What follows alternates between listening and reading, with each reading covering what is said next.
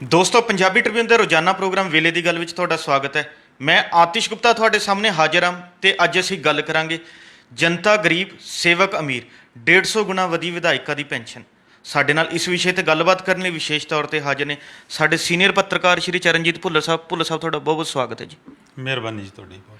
ਚਰਨਜੀਤ ਜੀ, ਪੰਜਾਬ ਵਿੱਚ ਪਿਛਲੇ ਕੁਝ ਅਰਸੇ ਤੋਂ ਇੱਕ ਚਰਚਾ ਛਿੜੀ ਹੋਈ ਹੈ ਵੀ ਕਿ ਪੰਜਾਬ ਦੇ ਜਿੰਨੇ ਵਿਧਾਇਕ ਜਾਂ ਸੰਸਦ ਮੈਂਬਰ ਨੇ ਉਹਨਾਂ ਦੀ ਤਨਖਾਹਾਂ ਜਾਂ ਭੱਤੇ ਬਹੁਤ ਜ਼ਿਆਦਾ ਨੇ। ਇਸ ਦੇ ਨਾਲ ਹੀ ਸਾਬਕਾ ਵਿਧਾਇਕ ਤੇ ਸੰਸਦ ਮੈਂਬਰ ਵੀ ਕਈ ਪੈਨਸ਼ਨਾਂ ਲੈ ਰਹੇ ਨੇ ਤੇ ਹੁਣ ਦਿੱਲੀ ਦੇ ਮੁੱਖ ਮੰਤਰੀ ਅਰਵਿੰਦ ਕੇਜਰੀਵਾਲ ਨੇ ਵੀ ਆਪਣੇ ਵਿਧਾਇਕਾਂ ਦੀ ਤਨਖਾਹਾਂ ਤੇ ਭੱਤਿਆਂ 'ਚ ਬਹੁਤ ਵਾਧਾ ਕਰ ਦਿੱਤਾ। ਅਸੀਂ ਜਾਣਨਾ ਚਾਹਾਂਗੇ ਵੀ ਕਿ ਵਿਧਾਇਕਾਂ ਨੂੰ ਜਿਹੜੀ ਹੈ ਐਡੀ ਪੈਨਸ਼ਨਾਂ ਤੇ ਭੱਤੇ ਮਿਲ ਰਹੇ ਨੇ ਤੇ ਨਾਲ ਹੀ ਸਾਬਕਾ ਵਿਧਾਇਕਾਂ ਜਾਂ ਸੰਸਦ ਮੈਂਬਰਾਂ ਨੂੰ ਇੱਕ ਤੋਂ ਵੱਧ ਪੈਨਸ਼ਨਾਂ ਮਿਲ ਰਹੀਆਂ ਨੇ, ਇਹਨੂੰ ਤੁਸੀਂ ਕਿੰਨਾ ਕੁ ਜਾਇਜ਼ ਮੰਨਦੇ ਹੋ? ਦੇਖੋ, ਤੁਹਾਡੀ ਗੱਲ ਬਿਲਕੁਲ ਦਰੁਸਤ ਹੈਗੀ ਹੈ ਕਿ ਪੰਜਾਬ ਦੇ ਵਿੱਚ ਪਿਛਲੇ ਕੁਝ ਦਿਨਾਂ ਤੋਂ ਇਹ ਚਰਚਾ ਛਿੜੀ ਹੈ ਕਿ ਪੰਜਾਬ ਦੇ ਜਿਹੜੇ ਵਿਧਾਇਕ ਨੇ ਉਹਨਾਂ ਦੀ ਜਿਹੜੀ ਤਨਖਾਹ ਔਰ ਉਹਨਾਂ ਦੇ ਜਿਹੜੇ ਭੱਤੇ ਹੈ ਉਹ ਬਹੁਤ ਜ਼ਿਆਦਾ ਮਿਲਦੇ ਨੇ ਉਹਨਾਂ ਨੂੰ। ਅਤੇ ਸੈਕਿੰਡ, ਹੁਣ ਜਦੋਂ ਸੋਸ਼ਲ ਮੀਡੀਆ 'ਤੇ ਇੱਕ ਗੱਲ RTI ਦੀ ਸੂਚਨਾ ਘੁੰਮ ਰਹੀ ਹੈ ਤਾਂ ਉਹਦੇ ਵਿੱਚ ਇਹ ਹੈ ਕਿ ਇਕੱਲੇ ਵਿਧਾਇਕਾਂ ਨੂੰ ਜਿਹੜੇ ਇਕੱਲੇ ਸੈਲਰੀ ਜਾਂ ਭੱਤੇ ਹੀ ਨਹੀਂ ਮਿਲਦੇ, ਬਲਕਿ ਉਹਨਾਂ ਦਾ ਜਿਹੜਾ ਟੈਕਸ ਹੈ, ਇਨਕਮ ਟੈਕਸ ਹੈ, ਉਹ ਵੀ ਸਰਕਾਰੀ ਖਜ਼ਾਨੇ ਦੇ ਵਿੱਚੋਂ ਭਰਿਆ ਜਾਂਦਾ ਹੈ। ਮੀਨ ਟਾਈਮ ਅੱਜ ਜਿਸ ਤਰ੍ਹਾਂ ਤੁਸੀਂ ਗੱਲ ਕੀਤੀ ਹੈ ਕਿ ਦਿੱਲੀ ਦੀ ਕੇਜਰੀਵਾਲ ਸਰਕਾਰ ਨੇ ਆਪਣੇ ਵਿਧਾਇਕਾਂ ਦੀ ਸੈਲਰੀ ਦੇ ਵਿੱਚ ਤਕਰੀਬਨ 66% ਹੈ ਜਿਹੜਾ ਉਹ ਵਾਧਾ ਕੀਤਾ ਹੈਗਾ ਜੀ। ਪੰਜਾਬ ਦੇ ਵਿੱਚ ਵੀ ਟਾਈਮ ਟੂ ਟਾਈਮ ਇਹ ਵਾਧਾ ਹੁੰਦਾ ਰਿਹਾ ਔਰ ਸਾਡੇ ਜਿਹੜੇ MP ਹੈ, ਸੰਸਦ ਮੈਂਬਰ ਹੈ, ਉਹਨਾਂ ਦੀਆਂ ਤਨਖਾਹਾਂ ਦੇ ਵਿੱਚ ਵੀ ਟਾਈਮ ਟੂ ਟਾਈਮ ਇਹ ਇਨਕਰੀਜ਼ ਹੈ ਜਿਹੜੀ ਉਹ ਸਾਨੂੰ ਦੇਖਣ ਨੂੰ ਮਿਲਦੀ ਰਹੀ ਹੈ ਜੀ। ਤਾਂ ਹੁਣ ਇਹਨਾਂ ਦਿਨਾਂ ਦੇ ਵਿੱਚ ਇਹ ਟੌਪਿਕ ਹੈ, ਕਾਫੀ ਹੌਟ ਹੈ ਔਰ ਇਹ ਪਬਲਿਕ ਡਿਬੇਟ ਦਾ ਜਿਹੜਾ ਇਸ਼ੂ ਹੈ ਉਹ ਬਣਿਆ ਕਿ ਤਨਖਾਹਾਂ ਹੀ ਨਹੀਂ ਬਲਕਿ ਜਿਹੜੇ ਸਾਡੇ ਸਾਬਕਾ ਵਿਧਾਇਕ ਹੈ ਜਾਂ ਸਾਬਕਾ MP ਹੈ ਉਹਨਾਂ ਨੂੰ ਜਿਹੜੀਆਂ ਪੈਨਸ਼ਨਾਂ ਮਿਲਦੀਆਂ ਉਹ ਇੱਕ ਨਹੀਂ ਮਿਲਦੀਆਂ, ਬਲਕਿ ਮਲਟੀਪਲ ਪੈਨਸ਼ਨਾਂ ਵੀ ਕਈ ਵਿਧਾਇਕ ਹੈ ਜਾਂ ਜਿਹੜੇ ਸਾਬਕਾ MP ਹੈ ਉਹ ਲੈ ਰਹੇ ਨੇ। ਤਾਂ ਦੇਖਣ ਵਾਲੀ ਗੱਲ ਇਹ ਹੈ ਕਿ ਜਦੋਂ ਸਾਡਾ ਪੰਜਾਬ ਆਰਥਿਕ ਤੌਰ 'ਤੇ ਇੰਨਾ ਪਛੜ ਰਿਹਾ ਹੈ, ਚਾਹੇ ਉਹ ਸਮਾਜਿਕ ਫਰੰਟ ਹੋਵੇ ਚਾਹੇ ਆਰਥਿਕ ਫਰੰਟ ਹੋਵੇ, ਅਸੀਂ ਪਿਛਾਂਹ ਵੱਲ ਜਾ ਰਹੇ ਹਾਂ। ਪੰਜਾਬ ਸਿਰ ਕਰਜ਼ੇ ਦੀ ਜਿਹੜੀ ਪੰਡ ਹੈ ਉਹ ਕਾਫੀ ਭਾਰੀ ਹੋਈ ਹੈ। ਤਾਂ ਜਦੋਂ ਸਾਡੇ ਵਿਧਾਇਕਾਂ ਵੱਲ ਅਸੀਂ ਨਜ਼ਰ ਮਾਰਦੇ ਹਾਂ ਤਾਂ ਉਹਨਾਂ ਦੀ ਜਿਹੜੀ ਘਰਾਂ ਦੀ ਹਾਲਤ ਹੈ, ਘਰੇਲੂ ਹਾਲਤ ਹੈ ਜਾਂ ਮਾਲੀ ਹਾਲਤ ਹੈ, ਉਹ ਡੇ ਬਾਈ ਡੇ ਚੰਗੀ ਹੋ ਰਹੀ ਹੈ, ਖੁਸ਼ਹਾਲ ਹੋ ਰਹੇ ਨੇ ਵਿਧਾਇਕ। ਪਰ ਸਾਡਾ ਜਿਹੜਾ ਪੰਜਾਬ ਹੈ ਉਹ ਪਛੜੇਪਨ ਵੱਲ ਵੱਧ ਰਿਹਾ ਹੈ ਅਤੇ ਜਿਹਦਾ ਅਸਰ ਸਾਰੇ ਨਾਗਰਿਕਾਂ 'ਤੇ ਪੈ ਰਿਹਾ ਹੈ, ਹਰ ਤਬਕੇ 'ਤੇ ਪੈ ਰਿਹਾ ਹੈ। ਮੁਲਾਜ਼ਮ ਲੈ ਲਓ, ਸਾਡੇ ਅੱਜ ਸੜਕਾਂ 'ਤੇ ਨੇ, ਉਹਨਾਂ ਨੂੰ ਢੁਕਵੀਆਂ ਤਨਖਾਹਾਂ ਨਹੀਂ ਮਿਲਦੀਆਂ। ਇਸ ਤਰ੍ਹਾਂ ਬਜ਼ੁਰਗ ਲੈ ਲਓ, ਉਹਨਾਂ ਦੀ ਪ੍ਰੋਪਰ ਜਿਹੜੀ ਸੋਸ਼ਲ ਸਿਕਿਉਰਿਟੀ ਦਾ ਵੱਡਾ ਮਸਲਾ ਹੈ। ਤਾਂ ਇਸ ਦੌਰਾਨ ਜਿਹੜਾ ਇਹ ਇਸ਼ੂ ਉੱਠਣਾ ਇਹ ਇੱਕ ਜਾਇਜ਼ ਵੀ ਹੈ ਔਰ ਇਸ 'ਤੇ ਡਿਬੇਟ ਜਿਹੜੀ ਕਰਨੀ ਵੀ ਬਣਦੀ ਹੈਗੀ ਹੈ। ਦੇਖੋ, ਕੋਈ ਟਾਈਮ ਸੀ ਕਿ ਜਦੋਂ ਅਸੀਂ ਸਿਆਸਤ ਨੂੰ, ਪੋਲੀਟਿਕਸ ਨੂੰ ਗਿਣਦੇ ਸੀ ਕਿ ਇਹ ਸੇਵਾ ਇੱਕ ਮਿਸ਼ਨ ਦੇ ਤੌਰ 'ਤੇ ਲੋਕ ਪੋਲੀਟਿਕਸ ਨੂੰ ਜੁਆਇਨ ਕਰਦੇ ਸੀਗੇ, ਪਰ ਹੁਣ ਇਹ ਪ੍ਰੋਫੈਸ਼ਨ ਬਣ ਚੁੱਕਾ ਇੱਕ ਤਰੀਕੇ ਨਾਲ। ਹੁਣ ਜਿਹੜਾ ਬੰਦਾ ਪੋਲੀਟਿਕਸ ਦੇ ਵਿੱਚ ਇੰਟਰ ਹੁੰਦਾ ਹੈ, MP ਦੀ ਜਾਂ MLA ਦੀ ਚੋਣ ਲੜਦਾ ਹੈ, ਉਹਦੀ ਇੱਕੋ ਹੀ ਸੋਚ ਹੁੰਦੀ ਹੈ। ਉਹਦੀ ਸੋਚ ਇਹ ਨਹੀਂ ਹੁੰਦੀ ਕਿ ਉਹਨੇ ਲੋਕਾਂ ਦੀ ਸੇਵਾ ਕਰਨੀ ਹੈ, ਲੋਕਾਂ ਨੂੰ ਸਰਵਿਸ ਦੇਣੀ ਹੈ। ਉਹਦਾ ਇੱਕੋ ਹੀ ਮਿਸ਼ਨ ਹੁੰਦਾ ਹੈ ਕਿ ਮੈਂ ਇਸ ਦੇ ਵਿੱਚ ਕਿਵੇਂ ਵੱਧ ਤੋਂ ਵੱਧ ਇਨਵੈਸਟ ਕਰਾਂ ਅਤੇ ਉਸ ਦੀ ਫਿਰ ਮੈਨੂੰ ਵੱਧ ਤੋਂ ਵੱਧ ਕਿਵੇਂ ਰਿਟਰਨ ਮਿਲ ਸਕਦੀ ਹੈ। ਉਸ ਦੇ ਲਈ ਜਿਹੜੀ ਪੋਲੀਟਿਕਸ ਹੈ ਹੁਣ ਵਪਾਰ ਬਣ ਚੁੱਕੀ ਹੈ। ਇੱਥੇ ਹੀ ਸਾਰਾ ਬਖੇੜਾ ਜਿਹੜਾ ਉਹ ਖੜਾ ਹੋਇਆ ਹੈ। ਹੁਣ ਅਸੀਂ ਦੇਖਦੇ ਹਾਂ ਕਿ ਸਾਡੇ ਜਿਹੜੇ ਮੁਲਾਜ਼ਮ ਹੈ ਉਹਨਾਂ ਦੀ ਤਾਂ ਪੈਨਸ਼ਨ ਵੀ ਅਸੀਂ ਖ਼ਤਮ ਕਰ ਦਿੱਤੀ ਹੈਗੀ ਹੈ ਅਤੇ ਜਿਹੜੇ ਸਾਡੇ ਆਮ ਬੁਢਾਪਾ ਪੈਨਸ਼ਨ ਵਾਲੀ ਗੱਲ ਹੈ, ਲੋਕਾਂ ਨੂੰ ਤਰਸ ਕੇ ਜਿਹੜੀ ਬੁਢਾਪਾ ਪੈਨਸ਼ਨ ਮਿਲਦੀ ਹੈਗੀ ਹੈ। ਜਿਹੜੀ ਅਸੀਂ ਰਾਈਟ ਟੂ ਇਕੁਐਲਿਟੀ ਦੀ ਗੱਲ ਕਰਦੇ ਹਾਂ, ਸਾਡਾ ਇੰਡੀਅਨ ਕੰਸਟੀਟਿਊਸ਼ਨ ਸਾਨੂੰ ਅਧਿਕਾਰ ਦਿੰਦਾ ਹੈ ਕਿ ਇੱਥੇ ਸਾਰਿਆਂ ਨੂੰ ਸਮਾਨ ਜਿਹੜੇ ਰਾਈਟ ਮਿਲਦੇ ਨੇ, ਸਮਾਨ ਜਿਹੜੀਆਂ ਸਹੂਲਤਾਂ ਸੁਵਿਧਾਵਾਂ ਮਿਲਦੀਆਂ ਨੇ। ਪਰ ਜਦੋਂ ਅਸੀਂ ਵਿਧਾਇਕਾਂ ਜਾਂ ਸਾਬਕਾ ਵਿਧਾਇਕਾਂ ਦੇ ਭੱਤਿਆਂ 'ਤੇ ਜਾਂ ਪੈਨਸ਼ਨਾਂ 'ਤੇ ਨਜ਼ਰ ਮਾਰਦੇ ਹਾਂ ਤਾਂ ਸਾਨੂੰ ਬਿਲਕੁਲ ਵਾਇਓਲੇਸ਼ਨ ਜਾਂ ਇਨਇਕੁਐਲਿਟੀ ਨਜ਼ਰ ਆਉਂਦੀ ਹੈਗੀ ਹੈ।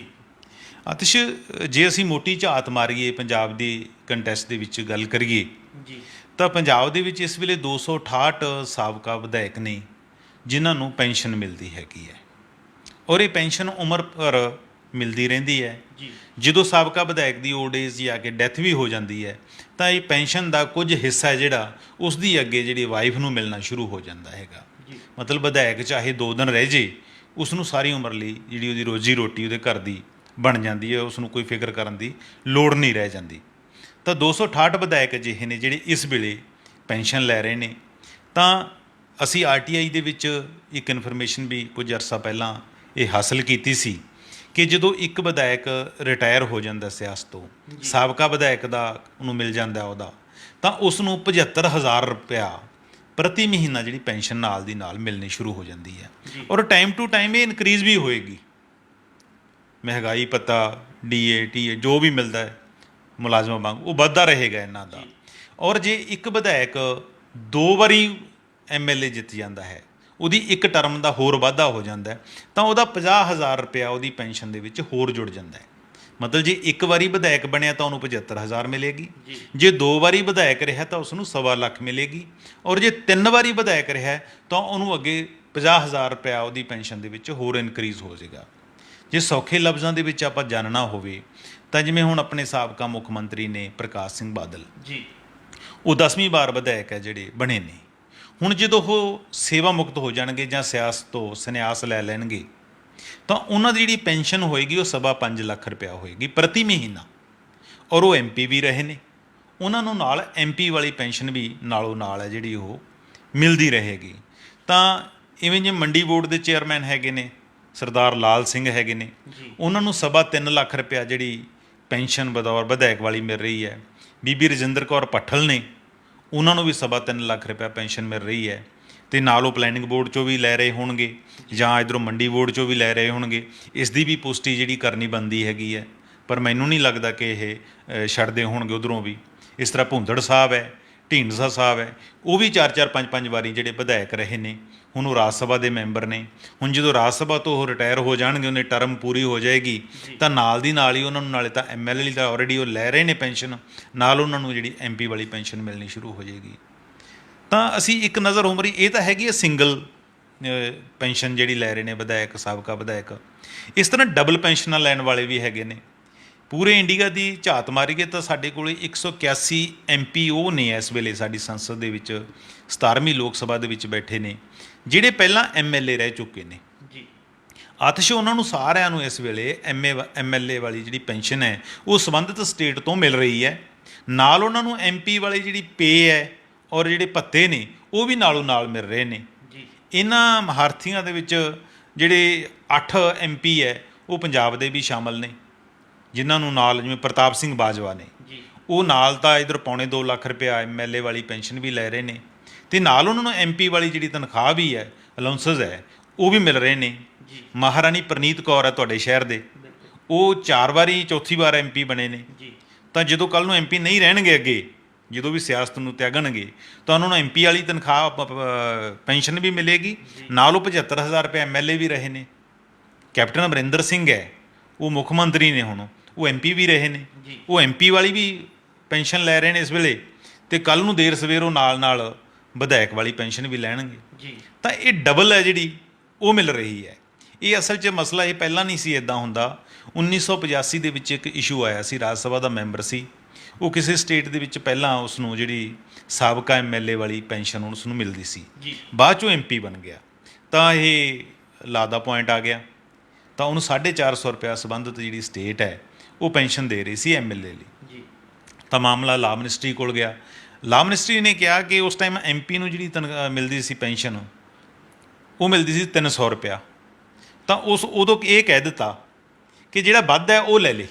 ਉਹਦਾ ਮਤਲਬ ਇਹ ਸੀ ਕਿ 450 ਜਿਹੜੀ ਉਹਨੂੰ ਪਹਿਲਾਂ ਆਲਰੇਡੀ ਸੰਬੰਧਿਤ ਸਟੇਟ ਦੇ ਰਹੀ ਹੈ XMLA ਵਾਲੀ, ਉਹ ਰੱਖ ਲੇਗਾ, ਔਰ ਜਿਹੜੀ MP ਵਾਲੀ ਇਹਨੂੰ ਜਿਹੜੀ ਜਦੋਂ ਸੇਵਾ ਮੁਕਤ ਹੋਏ ਟਰਮ ਪੂਰੀ ਹੋਏਗੀ MP ਵਾਲੀ ਨਹੀਂ ਮਿਲੇਗੀ, ਜਿਹੜੀ ਵੱਧ ਹੋਏਗੀ ਉਹ ਮਿਲੇਗੀ। ਤਾਂ ਉਸ ਟਾਈਮ ਅਮੈਂਡਮੈਂਟ ਕਰ ਦਿੱਤੀ ਗਈ। ਉਸ ਟਾਈਮ ਜਿਹੜੀ 1985 ਦੇ ਵਿੱਚ MP ਦੀ ਜਿਹੜੀ ਪੈਨਸ਼ਨ ਹੈ ਉਹ 500 ਰੁਪਇਆ ਕਰ ਦਿੱਤੀ ਗਈ। ਹੁਣ ਹੋਇਆ ਕੀ ਕਿ ਜਦੋਂ ਰਾਜ ਸਭਾ ਦਾ ਮੈਂਬਰ ਰਿਟਾਇਰ ਹੋਇਆ ਤਾਂ ਉਹਨੂੰ 500 ਰੁਪਇਆ ਜਿਹੜੀ MP ਵਾਲੀ ਪੈਨਸ਼ਨ ਮਿਲ ਰਹੀ ਸੀ, ਦੂਸਰੀ ਤਰਫ ਜਿਹੜੀ ਸਟੇਟ ਵਾਲੀ 450 ਰੁਪਇਆ ਸੀ ਬਤੌਰ ਸਾਬਕਾ MLA ਉਹ ਵੀ ਮਿਲਦੀ ਰਹੇਗੀ। ਤਾਂ ਇਸ ਕਿਸਮ ਦੀ ਨਾਲ ਇਹ ਆਪਣੇ ਲਾ ਨੂੰ ਆਪਣੇ ਅਕੋਰਡਿੰਗਲੀ ਜਦੋਂ ਆਪਦਾ ਮਸਲਾ ਹੁੰਦਾ ਹੈ, ਜਿਵੇਂ ਇਹ ਇੱਕ ਬੜਾ ਵੱਡਾ ਜੋਕ ਹੈਗਾ ਕਿ ਜਿਹੜਾ ਬਿੱਲ ਮਿੰਟਾਂ ਸਕਿੰਟਾਂ 'ਚ ਪਾਸ ਹੋ ਜਾਵੇ ਉਹਦੇ ਬਾਰੇ ਇਹ ਕਿਹਾ ਜਾਂਦਾ ਹੈ ਕਿ ਉਹ ਵਿਧਾਇਕਾਂ ਦੇ ਭੱਤਿਆਂ ਨਾਲ ਸੰਬੰਧਿਤ ਹੋਏਗਾ ਜਾਂ ਵਿਧਾਇਕਾਂ ਦੀਆਂ ਪੈਨਸ਼ਨਾਂ ਨਾਲ ਸੰਬੰਧਿਤ ਹੋਏਗਾ। ਤਾਂ ਇਹ ਕੋਈ ਨਾ ਕੋਈ ਜਿਹੜੀ ਰਾਹ ਹੈ ਜਿਹੜਾ MP ਜਾਂ ਸਾਡੇ ਵਿਧਾਇਕ ਹੈ ਉਹ ਪਾਰਲੀਮੈਂਟ ਦੇ ਵਿੱਚ ਜਾਂ ਵਿਧਾਨ ਸਭਾ ਦੇ ਵਿੱਚ ਇੱਦਾਂ ਕੱਢ ਲੈਂਦੇ ਨੇ। ਹੁਣ ਗੱਲ ਆਤਿਸ਼ ਇੱਥੇ ਹੀ ਬਸ ਨਹੀਂ, ਕਈ ਬੰਦੇ ਜਿਹੜੇ ਹੈਗੇ ਨੇ ਚੁਣੇ ਹੋਏ ਨੁਮਾਇੰਦੇ ਉਹ ਥੋੜ੍ਹੇ ਟਾਈਮ ਬਾਅਦ 3-3 ਪੈਨਸ਼ਨਾਂ ਵੀ ਲੈਣਗੇ। ਜਿਵੇਂ ਹੁਣ ਤੁਸੀਂ ਕਵਰ ਕਰਦੇ ਹੋ, ਦੇਖਦੇ ਹਾਂ ਆਪਾਂ ਪੰਜਾਬ ਦੀ ਪੋਲੀਟਿਕਸ ਦੇ ਵਿੱਚ ਬਹੁਤ ਸਾਰੇ ਜਿਹੜੇ ਬਿਊਰੋਕਰੇਟ ਹੈ ਉਹ ਇੰਟਰਸਟ ਦਿਖਾ ਰਹੇ ਕਿ ਅਸੀਂ ਪੋਲੀਟਿਕਸ ਦੇ ਵਿੱਚ ਅਗਲੀਆਂ ਚੋਣਾਂ ਲੜਨੀਆਂ ਨੇ। ਕੋਈ ਰਿਜ਼ਾਈਨ ਕਰਕੇ ਚੋਣਾਂ ਲੜਨਗੇ। ਪਿਛਲੀਆਂ ਹੁਣ ਕੁਝ ਵਿਧਾਇਕ ਵੀ ਆ ਸਾਡੇ ਇਸ ਵੇਲੇ ਜਿਹੜੇ ਸਾਬਕਾ ਬਿਊਰੋਕਰੇਟ ਨੇ। ਤਾਂ ਉਹ ਦੇਖਣ ਵਾਲੀ ਪਹਿਲੀ ਗੱਲ ਤਾਂ ਹੈ ਕਿ ਉਹਨਾਂ ਨੂੰ ਜਿਹੜੀ ਬਤੌਰ ਅਫਸਰੀ ਵਾਲੀ ਤਨਖਾਹ ਹੈ, ਕੋਈ IAS ਅਫਸਰ ਸੀ, ਕੋਈ PCS ਅਫਸਰ ਸੀ, ਜਿਹੜੀ ਉਹਨੂੰ ਪੈਨਸ਼ਨ ਮਿਲਦੀ ਸੀ ਆਲਰੇਡੀ, ਇੱਕ ਪੈਨਸ਼ਨ ਤਾਂ ਉਹਨਾਂ ਨੂੰ ਉਹ ਮਿਲੇਗੀ। ਦੂਸਰੀ ਪੈਨਸ਼ਨ ਮਿਲੇਗੀ ਉਹਨਾਂ ਨੂੰ MLA ਵਾਲੀ। ਹੁਣ ਪੰਜਾਬ ਦਾ ਇੱਕ ਸਾਬਕਾ ਜਿਹੜਾ ਇੱਕ ਬਿਊਰੋਕਰੇਟ ਹੈ ਉਹ ਸੈਂਟਰ ਦੇ ਵਿੱਚ ਵਜ਼ੀਰ ਹੈ, ਨਾਲ ਉਹ MLA ਵੀ ਰਹਿ ਗਿਆ। ਹੁਣ ਉਹਨੂੰ ਇੱਕ ਤਾਂ ਸਾਬਕਾ IAS ਅਧਿਕਾਰੀ ਵਾਲੀ ਜਿਹੜੀ ਪੈਨਸ਼ਨ ਆ ਉਹ ਮਿਲ ਰਹੀ ਹੈ, ਨਾਲ ਉਹਨੂੰ ਸਾਬਕਾ MLA ਵਾਲੀ ਪੈਨਸ਼ਨ ਮਿਲ ਰਹੀ ਹੈ। ਮੌਜੂਦਾ ਉਹ ਵਜ਼ੀਰ ਹੈ ਸੈਂਟਰ ਦੇ ਵਿੱਚ। ਜਦੋਂ ਉਹ ਵਜ਼ੀਰ ਨਹੀਂ ਰਹੇਗਾ ਤਾਂ ਇੱਕ ਉਹਨੂੰ ਪੈਨਸ਼ਨ ਹੈ ਜਿਹੜੀ ਉਹ MP ਵਾਲੀ ਮਿਲਣੀ ਸ਼ੁਰੂ ਹੋ ਜਾਏਗੀ। ਮਤਲਬ ਤੀਰਾ ਗੱਫਾ ਮਿਲ ਜਾਏਗਾ ਉਸ ਨੂੰ। ਇਸ ਤਰ੍ਹਾਂ ਬਹੁਤ ਸਾਰੇ ਬਿਊਰੋਕਰੇਟ ਹੈ ਜਿਹੜੇ ਉਹ ਇਸ ਲਾਲਚ ਦੇ ਵਿੱਚ ਵੀ ਆ ਰਹੇ ਨੇ। ਨਾਲ ਉਹਨਾਂ ਨੂੰ ਜਿਸ ਤਰ੍ਹਾਂ ਦਾ ਪੋਲੀਟਿਕਸ ਦਾ ਅੱਜ ਕੱਲ੍ਹ ਦਾ ਮਹਾਂਦਰਾ ਹੋ ਗਿਆ, ਉਸ ਨੂੰ ਦੇਖ ਕੇ ਹੋਰ ਤਰ੍ਹਾਂ ਦੇ ਲਾਲਚ ਵੀ ਨਾਲੋਂ ਨਾਲ ਹੈ ਜਿਹੜੇ ਉਹ ਜੁੜੇ ਹੁੰਦੇ ਨੇ। ਪਰ ਇਹ ਬਹੁਤ ਵੱਡੀ, ਜਿਵੇਂ ਆਪਾਂ ਰਾਈਟ ਟੂ ਕੁਆਲਿਟੀ ਦੀ ਗੱਲ ਕੀਤੀ ਹੈਗੀ ਹੈ, ਇਹ ਬਹੁਤ ਵੱਡੀ ਡਿਸਕ੍ਰਿਮੀਨੇਸ਼ਨ ਹੈ ਸਾਡੀ ਸੁਸਾਇਟੀ ਦੇ ਵਿੱਚ, ਸਾਡੀ ਸਟੇਟ ਦੇ ਵਿੱਚ, ਜਾਂ ਆਪਾਂ ਕਰੀਏ ਸਾਡੇ ਮੁਲਕ ਦੇ ਵਿੱਚ। ਹੁਣ ਚਪੜਾਸੀ ਤੋਂ ਲੈ ਕੇ ਚੀਫ ਜਸਟਿਸ ਤੱਕ ਹੈ ਜਿਹੜੀ ਪੈਨਸ਼ਨ ਹੈ ਉਹ ਇੱਕ ਮਿਲਦੀ ਹੈ, ਪਰ MLA ਜਿਹੜੇ ਸਾਬਕਾ ਨੇ ਜਾਂ MP ਨੇ ਸਾਬਕਾ, ਉਹਨਾਂ ਨੂੰ 2-2 ਜਾਂ 3-3 ਪੈਨਸ਼ਨਾਂ ਮਿਲਦੀਆਂ ਨੇ। ਤਾਂ ਫਿਰ ਇਹ ਜਸਟਿਸ ਕਿੱਥੋਂ ਹੋਇਆ? ਇੱਕ ਆਰਥਿਕ ਪਾੜਾ ਤਾਂ ਪੈ ਹੀ ਗਿਆ ਕਿ ਨਾ, ਇੱਕ ਦੀਵਾਰ ਤਾਂ ਜਿਹੜੀ ਉਹ ਖੜੀ ਹੋ ਗਈ ਹੈ। ਦੂਸਰਾ, ਇੱਕ ਮੁਲਾਜ਼ਮ ਹੈ, ਉਹਦੀ ਜਿਹੜੀ ਪੈਨਸ਼ਨ ਹੈ ਜਾਂ ਉਹਦੀ ਪੇ ਹੈ ਉਹ ਕੌਣ ਫਿਕਸ ਕਰਦਾ ਹੈ? ਉਹ ਪੇ ਕਮਿਸ਼ਨ ਦੇ ਵਿੱਚ ਫਿਕਸ ਹੁੰਦੀ ਹੈ ਕਿ ਇਸ ਨੂੰ ਇੰਨਾ ਵਾਧਾ ਦੇਣਾ ਹੈ, ਇੰਨੀ ਇਹਦੀ ਪੈਨਸ਼ਨ ਹੋਏਗੀ। ਜਿਵੇਂ ਹੁਣ ਤਾਂ ਪੈਨਸ਼ਨ ਸਕੀਮ ਹੈ ਜਿਹੜੀ 2004 'ਚ ਖਤਮ ਹੀ ਕਰ ਦਿੱਤੀ ਹੈ, ਠੀਕ ਹੈ। ਪਰ MLA ਦੀ ਪੇ ਕੌਣ ਫਿਕਸ ਕਰਦਾ ਹੈ? ਖੁਦ MLA ਕਰਦਾ ਹੈ। ਕਦੇ ਸੁਣਿਆ ਕਿ ਕੋਈ ਮੁਲਾਜ਼ਮ ਹੈ ਜਿਹੜਾ ਉਹ ਆਪਦੀ ਪੇ ਆਪ ਫਿਕਸ ਕਰਦਾ ਹੋਵੇ ਜਾਂ ਆਪਦੀ ਪੈਨਸ਼ਨ ਆਪ ਫਿਕਸ ਕਰਦਾ ਹੋਵੇ? ਪਰ ਇਹ ਜਦੋਂ MLA ਦੀ ਗੱਲ ਆਉਂਦੀ, MP ਦੀ ਗੱਲ ਆਉਂਦੀ ਹੈ, ਇਹ ਖੁਦ ਫਿਕਸ ਕਰਦੇ ਨੇ ਵਿਧਾਨ ਸਭਾ ਦੇ ਵਿੱਚ। ਇਹਨਾਂ ਦੇ ਲੱਖ ਵਖਰੇਵੇਂ ਹੁਣ ਪੋਲੀਟੀਕਲ, ਪਰ ਜਦੋਂ ਇੱਦਾਂ ਦਾ ਬਿੱਲ ਆਉਂਦਾ ਹੈਗਾ ਸੈਲਰੀ ਦੇ ਵਿੱਚ ਵਾਧੇ ਦਾ ਜਾਂ ਪੈਨਸ਼ਨ ਦੇ ਵਿੱਚ ਵਾਧੇ ਦਾ, ਤਾਂ ਉਦੋਂ ਸਰਵਸੰਮਤੀ ਨਾਲ ਮਿੰਟਾਂ ਸਕਿੰਟਾਂ 'ਚ ਪਾਸ ਹੋ ਜਾਂਦਾ ਹੈ, ਕੋਈ ਟਿੱਪਣੀ ਵੀ ਨਹੀਂ ਕਰਦਾ। ਹੁਣ ਕਿਸੇ ਸਟੇਟ ਦੇ ਵਿੱਚ ਵੀ ਸੈਲਰੀ MLA ਦੀ ਜਾਂ MP ਦੀ ਵਧੇ ਤਾਂ ਕਿਤੇ ਕੋਈ ਰੌਲਾ ਨਹੀਂ ਪਾਉਂਦਾ। ਪੋਲੀਟੀਕਲ ਪਾਰਟੀਆਂ ਕਦੇ ਕੋਈ ਟਿੱਪਣੀ ਕਰਦੀਆਂ ਸੁਣੀਆਂ? ਆਪੋਜੀਸ਼ਨ ਕਿਤੇ ਰੌਲਾ ਪਾਉਂਦੀ ਹੋਏ ਕਿ ਨਹੀਂ ਵਧਣੇ ਚਾਹੀਦੇ। ਅਤੇ ਇਸ ਤੋਂ ਤੀਸਰੀ ਗੱਲ ਇਹ ਹੈਗੀ ਹੈ ਕਿ ਇਹਦੇ ਵਿੱਚ ਸਰਵਿਸ ਦਾ ਪੀਰੀਅਡ, ਹੁਣ ਇੱਕ ਇੰਪਲਾਈ ਆ ਉਹ 35-40 ਸਾਲ ਹੈ ਜਿਹੜਾ ਉਹ ਆਪਣਾ ਸਰਵਿਸ ਦੇ ਵਿੱਚ ਲਾਉਂਦਾ ਹੈ, ਉਸ ਤੋਂ ਬਾਅਦ ਉਹ ਪੈਨਸ਼ਨ ਦਾ ਹੱਕਦਾਰ ਹੁੰਦਾ ਹੈ। ਹੁਣ ਤਾਂ ਉਹਦਾ ਵੀ ਨਹੀਂ ਰਿਹਾ। ਪਰ MLA, ਜੇ ਇੱਕ ਦਿਨ ਵੀ MLA ਰਹਿ ਗਿਆ ਉਸ ਨੂੰ ਨਾਲ ਦੀ ਨਾਲ ਪੈਨਸ਼ਨ ਮਿਲਣੀ ਸ਼ੁਰੂ ਹੋ ਜਾਏਗੀ। ਹੁਣ ਜਿਹੜਾ ਬੰਦਾ 25 ਵਰ੍ਹਿਆਂ ਦੀ ਉਮਰ ਦੇ ਵਿੱਚ MLA ਬਣ ਜਾਂਦਾ ਹੈ, ਅਗਰ ਉਹ ਸਹੁੰ ਚੁੱਕਦਾ ਹੈ, ਸਹੁੰ ਚੁੱਕਣ ਤੋਂ ਬਾਅਦ ਉਹ ਰਿਜ਼ਾਈਨ ਕਰ ਦਿੰਦਾ ਹੈ ਤਾਂ ਉਹ ਪੈਨਸ਼ਨ ਮਿਲੇਗੀ। ਆਤਿਸ਼ ਪਹਿਲਾਂ ਇਸ ਤਰ੍ਹਾਂ ਦੇ ਰੂਲ ਨਹੀਂ ਹੁੰਦੇ ਸੀਗੇ। ਜਦੋਂ MPs ਦੀ ਅਸੀਂ ਗੱਲ ਕਰਦੇ ਹਾਂ ਉੱਥੇ ਵੀ ਨਹੀਂ ਸੀ ਹੁੰਦੇ। ਸਾਲ 2004 ਤੋਂ ਪਹਿਲਾਂ ਇਹ ਸੀ ਕਿ ਜਿਹੜਾ ਵੀ MP ਆਪਣੀ 4 ਸਾਲ ਦੀ ਟਰਮ ਪੂਰੀ ਕਰੇਗਾ ਉਹ ਪੈਨਸ਼ਨ ਦਾ ਹੱਕਦਾਰ ਹੋਏਗਾ। ਇਸ ਤਰ੍ਹਾਂ ਹੀ ਸਾਡੇ MLA 'ਤੇ ਲਾਗੂ ਹੁੰਦੇ ਸੀ ਨਿਯਮ ਕਿ ਜਿਹੜਾ 3 ਜਾਂ 4 ਸਾਲ ਦੀ ਟਰਮ ਪੂਰੀ ਕਰੇਗਾ ਉਸ ਤੋਂ ਬਾਅਦ ਉਸ ਨੂੰ ਪੈਨਸ਼ਨ ਮਿਲਣੀ ਸ਼ੁਰੂ ਹੋਏਗੀ। ਪਰ ਜਦੋਂ ਗੱਠਜੋੜ ਦੀ ਸੈਕੰਡ ਪਾਰੀ ਵਾਲੀ ਸਰਕਾਰ ਬਣੀ 2012 ਤੋਂ ਬਾਅਦ, ਜਦੋਂ ਅਟਵਾਲ ਸਾਹਿਬ ਜਿਹੜੇ ਸਪੀਕਰ ਸੀ, ਤਾਂ ਉਸ ਟਾਈਮ ਦੇ ਵਿੱਚ ਇਹ ਰੂਲ ਵੀ ਅਮੈਂਡ ਕਰ ਦਿੱਤਾ ਗਿਆ। ਹੁਣ ਇਹ ਕਰ ਦਿੱਤਾ ਕਿ ਜੇ ਕੋਈ ਬੰਦਾ ਇੱਕ ਦਿਨ ਵੀ MLA ਰਹਿੰਦਾ ਹੈਗਾ ਤਾਂ ਉਹ ਦੂਸਰੇ ਦਿਨ ਪੈਨਸ਼ਨ ਦਾ ਹੱਕਦਾਰ ਹੋਏਗਾ, ਜੇ ਉਸੇ ਦਿਨ ਰਿਜ਼ਾਈਨ ਕਰ ਦਿੰਦਾ ਹੈਗਾ। ਤਾਂ ਇਸ ਕਿਸਮ ਦੇ ਵਖਰੇਵੇਂ ਹੁਣ ਸਾਨੂੰ ਦੇਖਣ ਨੂੰ ਮਿਲ ਰਹੇ ਹੈ। ਚਾਹੀਦਾ ਤਾਂ ਇਹ ਸੀ ਕਿ ਜਿਨ੍ਹਾਂ ਨੂੰ ਅਸੀਂ ਕਹਿੰਦੇ ਹਾਂ ਕਿ ਸਾਡੇ ਜਨ ਸੇਵਕ ਨੇ, ਸਾਡੇ ਲੋਕ ਸੇਵਕ ਨੇ, ਉਹਨਾਂ ਦਾ ਦੇਖ ਲਓ ਅੱਜ ਕੀ ਹਾਲਤ ਹੈ। ਜਿਹੜੇ ਲੋਕ ਰਾਜ ਦੇ ਅਸਲੀ ਮਾਲਕ ਹੈ ਉਹਨਾਂ ਦਾ ਕੀ ਹਾਲ ਹੈ। ਅਸੀਂ ਫਲੈਕਸ ਦੇਖਦੇ ਹਾਂ ਪੂਰੇ ਪੰਜਾਬ ਦੇ ਵਿੱਚ ਲੱਗੇ, ਉਹ 'ਚ ਕਹਿਣਗੇ ਜੀ ਅਸੀਂ ਲੋਕਾਂ ਦੇ ਸੇਵਾਦਾਰ ਹਾਂ, ਅਸੀਂ ਹਲਕੇ ਦੇ ਸੇਵਾਦਾਰ ਹਾਂ। ਪਰ ਪ੍ਰੈਕਟੀਕਲੀ ਕਿ ਜਿਹੜੇ ਅਸਲੀ ਲੋਕ ਰਾਜ ਦੇ ਮਾਲਕ ਹੈ ਉਹ ਤਾਂ ਰੁਲ ਰਹੇ ਨੇ, ਪਾਈ ਨੂੰ ਤਰਸ ਰਹੇ ਨੇ। ਇਹਨਾਂ ਨੂੰ ਅਲੱਗ-ਅਲੱਗ ਤਰ੍ਹਾਂ ਦੇ ਸਹੂਲਤਾਂ ਦੇ ਗੱਫੇ ਮਿਲ ਰਹੇ ਨੇ। ਸੋ ਚੰਗੀ ਗੱਲ ਹੈ ਕਿ ਚਰਚਾ ਬਣੇ, ਕਿਉਂਕਿ ਪੰਜਾਬ ਦੇ ਵਿੱਚ ਅੱਗੇ ਚੋਣਾਂ ਆ ਰਹੀਆਂ ਨੇ ਔਰ ਇਹ ਡਿਬੇਟ ਦਾ ਮੁੱਦਾ ਬਣਨਾ ਚਾਹੀਦਾ ਹੈ ਤਾਂ ਕਿ ਲੋਕ ਆਉਣ ਵਾਲੇ ਦਿਨਾਂ 'ਚ ਆਪਣੇ ਨੁਮਾਇੰਦਿਆਂ ਨੂੰ ਸੱਥਾਂ ਦੇ ਵਿੱਚ, ਪਿੰਡਾਂ ਦੇ ਵਿੱਚ, ਸ਼ਹਿਰਾਂ ਦੇ ਵਿੱਚ ਘੇਰਨ। ਜੀ। ਚਰਨਜੀਤ ਜੀ, ਜਿਵੇਂ ਤੁਸੀਂ ਦੱਸਿਆ ਵੀ ਕਿ ਚਾਹੇ ਵਿਧਾਇਕ ਹੋਵੇ ਜਾਂ ਸੰਸਦ ਮੈਂਬਰ, ਉਹਨਾਂ ਨੂੰ ਤਾਂ ਭੱਤਿਆਂ ਦੇ ਪੈਨਸ਼ਨਾਂ ਦੇ ਗੱਫੇ ਮਿਲ ਰਹੇ ਨੇ, ਤੇ ਦੂਜੇ ਪਾਸੇ ਜੇਕਰ ਦੇਖੀਏ ਅਸੀਂ ਬਜ਼ੁਰਗਾਂ ਨੂੰ, ਉਹਨਾਂ ਨੂੰ ਸਮੇਂ ਸਿਰ ਪੈਨਸ਼ਨਾਂ, ਨਾ ਤਾਂ ਪੈਨਸ਼ਨ ਮਿਲ ਪਾਉਂਦੀ ਹੈ ਤੇ ਨਾ ਉਹਨਾਂ ਦੀ ਪੈਨਸ਼ਨਾਂ ਦੇ ਵਿੱਚ ਸਮੇਂ ਸਿਰ ਜਿਹੜਾ ਹੈਗਾ ਮਹਿੰਗਾਈ ਅਨੁਸਾਰ ਵਾਧਾ ਹੁੰਦਾ ਹੈ। ਇਸ ਨੂੰ ਤੁਸੀਂ ਕਿਵੇਂ ਦੇਖਦੇ ਹੋ? ਦੇਖੋ, ਪੰਜਾਬ ਦੇ ਵਿੱਚ ਸਭ ਤੋਂ ਵੱਡਾ, ਜੇ ਸਰਕਾਰਾਂ ਘਾਣ ਕਰਦੀਆਂ ਨੇ ਤਾਂ ਜਿਹੜੇ ਸਾਡੇ ਓਲਡ ਏਜ ਵਿਚਾਰੇ ਬਜ਼ੁਰਗ ਹੈਗੇ ਨੇ, ਉਹਨਾਂ ਦੀ ਸਭ ਤੋਂ ਮਾੜੀ ਹਾਲਤ ਹੁੰਦੀ ਹੈ। ਅਸੀਂ ਪਿੰਡਾਂ ਦੇ ਵਿੱਚ ਅਕਸਰ ਦੇਖਦੇ ਹਾਂ ਕਿ ਜਿਹੜੇ ਚੁਣੇ ਹੋਏ ਨੁਮਾਇੰਦੇ ਪਿੰਡਾਂ ਵਾਲੇ ਵੀ, ਉਹ ਵੀ ਕਿਵੇਂ ਆਪਣਾ ਗੋਹਾ ਕੂੜਾ ਇਹਨਾਂ ਲੋਕਾਂ ਤੋਂ ਕਰਵਾਉਂਦੇ ਨੇ। ਇੱਕ ਮਾਮੂਲੀ ਪੈਨਸ਼ਨ ਦੇ ਲਈ ਜਿਹੜਾ ਬਜ਼ੁਰਗ ਜੋੜਾ ਹੈਗਾ, ਉਹ ਸਾਰੀ ਉਮਰ ਸਰਪੰਚ ਦੇ ਪਿੱਛੇ ਘੁੰਮਦਾ ਰਹਿੰਦਾ ਹੈਗਾ। ਬਿਲਕੁਲ। ਪੈਨਸ਼ਨ ਦੇ ਲਾਲਚ ਦੇ ਵਿੱਚ ਜਦੋਂ ਵੋਟਾਂ ਦਾ ਇਸ਼ੂ ਆਉਂਦਾ, ਉਦੋਂ ਪ੍ਰਚਾਰ ਕੀਤਾ ਜਾਂਦਾ ਕਿ ਅਸੀਂ ਬੁਢਾਪਾ ਪੈਨਸ਼ਨ ਇੰਨੀ ਵਧਾ ਦਿੱਤੀ ਹੈਗੀ ਹੈ। ਤਾਂ ਹੁਣ ਅਸੀਂ ਨਜ਼ਰ ਮਾਰੀਏ ਕਿ 1964 ਦੇ ਵਿੱਚ ਜਿਸ ਟਾਈਮ ਬੁਢਾਪਾ ਪੈਨਸ਼ਨ ਸ਼ੁਰੂ ਕੀਤੀ ਗਈ ਸੀ ਬਜ਼ੁਰਗਾਂ ਦੇ ਲਈ ਪੰਜਾਬ ਦੇ ਵਿੱਚ, ਤਾਂ ਉਹ 25 ਰੁਪਏ ਤੋਂ ਸ਼ੁਰੂ ਹੋਈ, 15 ਰੁਪਏ ਤੋਂ ਸ਼ੁਰੂ ਹੋਈ ਸੀ, ਫਿਰ 25 ਰੁਪਏ ਕੀਤੀ ਗਈ, ਫਿਰ 50 ਰੁਪਏ ਕੀਤੀ ਗਈ। 1990 'ਚ ਆ ਕੇ ਜਿਹੜੀ ਬੁਢਾਪਾ ਪੈਨਸ਼ਨ ਹੈ ਉਹ 100 ਰੁਪਏ ਕੀਤੀ ਗਈ। ਹੁਣ ਆਪਾਂ ਜੇ ਕੰਪੇਅਰ ਕੀਤੀ, ਜਿਸ ਤਰ੍ਹਾਂ ਆਪਣਾ ਅੱਜ ਟੌਪਿਕ ਹੈ, ਉਹਦਾ ਵਿਸ਼ਾ ਹੈਗਾ, ਤਾਂ 1995 ਦੇ ਵਿੱਚ ਜਿਹੜੀ ਬੁਢਾਪਾ ਪੈਨਸ਼ਨ ਸੀ ਉਹ 200 ਰੁਪਇਆ ਸੀ। ਉਸ ਟਾਈਮ ਜਿਹੜੇ ਪੰਜਾਬ ਦੇ ਸਾਬਕਾ ਵਿਧਾਇਕ ਸੀ, ਉਹਨਾਂ ਨੂੰ ਫੈਮਿਲੀ ਪੈਨਸ਼ਨ ਹੁੰਦੀ ਸੀਗੀ, ਉਹ ਹੁੰਦੀ ਸੀ ਸਿਰਫ 500 ਰੁਪਇਆ। ਹੁਣ ਜੇ ਆਪਾਂ ਇਹਨਾਂ ਨੂੰ ਕੰਪੇਅਰ ਕਰੀਏ ਤਾਂ ਪਿਛਲੇ 25 ਸਾਲਾਂ ਦੇ ਵਿੱਚ ਜਿਹੜੀ ਬੁਢਾਪਾ ਪੈਨਸ਼ਨ ਹੈ ਉਹਦੇ ਵਿੱਚ 7.5 ਗੁਣਾ ਦਾ ਵਾਧਾ ਹੋਇਆ ਜੀ, ਔਰ ਜਿਹੜੀ ਸਾਬਕਾ ਵਿਧਾਇਕਾਂ ਦੀ ਪੈਨਸ਼ਨ ਹੈ ਉਹਦੇ ਵਿੱਚ 150 ਗੁਣਾ ਵਾਧਾ ਹੋ ਗਿਆ। ਤਾਂ ਹੁਣ ਤੁਸੀਂ ਆਪ ਹੀ ਦੇਖ ਸਕਦੇ ਹੋ ਕਿ ਇਹ ਲੋਕ ਸਾਡਾ ਕਿੰਨਾ ਕੁ ਜਿਹੜੇ ਆਦਰਸ਼ ਬਣ ਸਕਦੇ ਨੇ, ਕਿ ਇਹਨਾਂ ਦੀਆਂ ਜਿਹੜੀਆਂ ਪੈਨਸ਼ਨਾਂ ਉਹ ਲਗਾਤਾਰ ਵੱਧ ਰਹੀਆਂ ਨੇ ਛੜੱਪੇ ਮਾਰ ਕੇ। ਤੇ ਜਿਹੜੇ ਗਰੀਬ ਲੋਕ ਹੈ, ਹੁਣ ਪਿਛੇ ਸਰਕਾਰ ਨੇ 1500 ਰੁਪਈਆ ਕੀਤਾ ਹੈ, ਉਹ ਵੀ ਆਖਰੀ ਵਾਅਦਾ ਤਾਂ ਪਹਿਲਾਂ ਕੀਤਾ ਹੋਇਆ ਸੀਗਾ, ਉਹ ਵੀ ਆਖਰੀ ਜੁਲਾਈ ਤੋਂ ਲਾਗੂ ਹੋਣਾ ਹੈ। ਹੁਣ ਇਸ ਟਾਈਮ ਦੇ ਵਿੱਚ ਜਿਹੜੇ ਬੰਦੇ ਫੌਤ ਹੋ ਗਏ, ਜਿਹੜੇ ਵਿਚਾਰੇ 6 ਮਹੀਨਿਆਂ ਤੋਂ ਪੈਨਸ਼ਨ ਉਡੀਕਦੇ ਇਸ ਸੰਸਾਰ 'ਚੋਂ ਚਲੇ ਗਏ, ਉਹਨਾਂ ਦਾ ਕੀ ਕਸੂਰ ਸੀਗਾ? ਉਹ ਤਾਂ ਰੁਲ ਗਏ, ਕਿਉਂਕਿ ਬਹੁਤੇ ਪਰਿਵਾਰ ਤਾਂ ਅਸੀਂ ਦੇਖਦੇ ਹਾਂ ਬਜ਼ੁਰਗ ਵਿਚਾਰੇ ਜਿਨ੍ਹਾਂ ਦਾ ਹੈਲਥ ਦਾ ਖਰਚਾ ਹੀ ਵਿਚਾਰਾ ਇਹਨਾਂ ਬੁਢਾਪਾ ਪੈਨਸ਼ਨਾਂ 'ਚੋਂ ਨਿਕਲਦਾ ਹੈਗਾ। ਸਾਡੇ ਕੋਲ ਹੁਣ ਆਈਡਲ ਨਹੀਂ ਰਹੇ। ਜਿਵੇਂ ਪਿੱਛੇ ਵਰਨ ਗਾਂਧੀ ਜਦੋਂ MP ਹੁੰਦਾ ਸੀਗਾ, ਤੇ ਉਹਨੇ ਪਾਰਲੀਮੈਂਟ ਦੇ ਵਿੱਚ ਬੜਾ ਰੌਲਾ ਪਾਉਂਦਾ ਰਿਹਾ ਹੈ ਕਿ ਸਾਨੂੰ ਤਿਆਗ ਕਰਨਾ ਚਾਹੀਦਾ ਹੈ, ਕਿ ਸਾਨੂੰ ਇੱਕ ਲਹਿਰ ਬਣਾਉਣੀ ਚਾਹੀਦੀ ਹੈ ਕਿ ਅਸੀਂ ਪੈਨਸ਼ਨਾਂ ਆਪਣੀਆਂ ਛੱਡਾਂਗੇ। ਪਰ ਕੌਣ ਛੱਡਦਾ ਹੈਗਾ? ਹੁਣ ਦਿਨ ਜਿਹੜਾ ਕੰਮ ਹੈ ਇੱਕ MLA ਦਾ, ਉਹ ਤਾਂ ਅਸਲ ਵਿਧਾਨਕ ਕੰਮ ਹੁੰਦਾ ਹੈ ਕਿ ਉਸਨੇ ਵਿਧਾਨ ਸਭਾ ਦੇ ਵਿੱਚ ਕੀ ਡਿਊਟੀ ਪਰਫਾਰਮ ਕੀਤੀ। ਜਿਹੜੇ ਭੱਤੇ ਹੈ ਜਾਂ ਤਨਖਾਹਾਂ ਪੈਨਸ਼ਨਾਂ ਤਾਂ ਵਧ ਰਹੀਆਂ ਨੇ, ਜਿਹੜੇ ਸਾਡੇ ਵਿਧਾਨ ਸਭਾ ਦੇ ਸੈਸ਼ਨ ਹੈ ਉਹ ਛੋਟੇ ਹੋ ਰਹੇ ਨੇ। ਕੋਈ ਟਾਈਮ ਸੀ ਕਿ 1972 ਤੱਕ ਸਾਡੇ ਪਾਰਲੀਮੈਂਟ ਹੈ ਜਿਹੜੀ, ਉਹ ਸਾਲ ਦੇ ਵਿੱਚੋਂ 150 ਦਿਨ ਜਿਹੜੀ ਜੁੜਦੀ ਸੀਗੀ। ਇਸ ਤਰ੍ਹਾਂ ਹੀ ਸਾਡੀ ਵਿਧਾਨ ਸਭਾ ਦਾ ਹਾਲ ਸੀ। ਪਰ ਹੁਣ ਕਿੰਨੇ ਛੋਟੇ ਹੋ ਗਏ ਸੈਸ਼ਨ, ਪਾਰਲੀਮੈਂਟ ਦੇ ਵੀ, ਵਿਧਾਨ ਸਭਾ ਦੇ ਵਿੱਚ ਵੀ, ਕਿਉਂਕਿ ਅਸਲੀ ਪਰਫਾਰਮ ਤਾਂ ਇੱਕ MLA ਨੇ ਜਾਂ MP ਨੇ, ਉਹ ਆਪਣੀ ਵਿਧਾਨ ਸਭਾ ਜਾਂ ਪਾਰਲੀਮੈਂਟ ਦੇ ਵਿੱਚ ਪਰਫਾਰਮ ਕਰਨਾ ਹੁੰਦਾ ਹੈ। ਤਾਂ ਜਦੋਂ ਬਹੁਤੇ ਵਿਧਾਇਕ ਤਾਂ ਅਸੀਂ ਇਹ ਦੇਖਦੇ ਹਾਂ ਕਿ ਜਿਹੜੇ ਸੁੱਚੇ ਮੂੰਹ 5 ਸਾਲ ਕੱਢ ਜਾਂਦੇ ਨੇ, ਕੋਈ ਇਸ਼ੂ ਹੀ ਨਹੀਂ ਰੇਜ਼ ਕਰਦੇ ਵਿਧਾਨ ਸਭਾ ਦੇ ਵਿੱਚ। ਹੁਣ ਵਾਲੇ MLA ਤੇ ਪੁਰਾਣੇ MLA ਜਾਂ MPਆਂ ਦਾ ਬਹੁਤ ਫਰਕ ਹੈ, ਲੀਡਰਾਂ ਦਾ। ਹੁਣ ਤੁਸੀਂ ਦੱਸੋ ਕਿ ਪਿਛਲੇ ਸਾਲਾਂ 10 ਸਾਲਾਂ 'ਚ 15 ਸਾਲਾਂ 'ਚ ਕਿੰਨੇ ਕੁ ਰੋਲ ਮਾਡਲ ਸਾਡੇ ਕੋਲ ਆਏ ਨੇ, ਚਾਹੇ ਉਹ MLA ਹੈ ਚਾਹੇ MP ਹੈ। ਕਿਹੜਾ ਲੋਕ ਨੇਤਾ ਤੁਹਾਡੇ ਸਾਹਮਣੇ?